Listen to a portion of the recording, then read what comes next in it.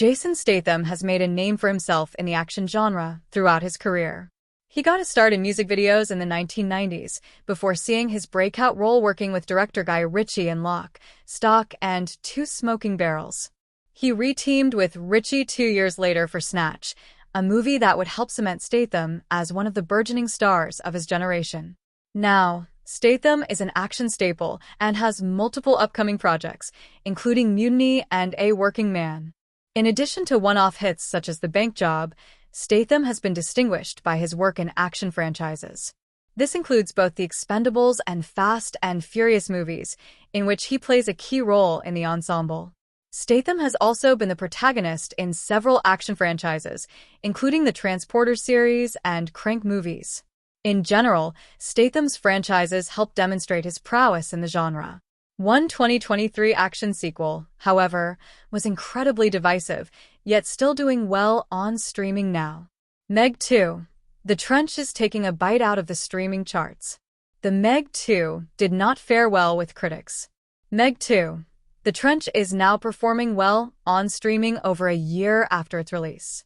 The film is a sequel to the kaiju-style aquatic horror comedy The Meg, wherein a team of scientists at the world-famous Mariana Trench discover the massive marine predator, the megalodon. The first film was successful enough to spawn a sequel, but Meg 2, The Trench divided critics and audiences. Critics panned the film, giving it a 27% tomato meter on Rotten Tomatoes, while audiences were far more favorable, awarding it a 73% approval rating. Despite what critics say, Meg 2, The Trench has managed to succeed on streaming. According to Collider, Meg 2, The Trench has made it to number 9 on Prime Video's top 10 charts this week, after surging on the charts for a while. The film is available globally on Prime Video and is also on Max in the United States. Our take on Meg 2's streaming success. Jason Statham has star power.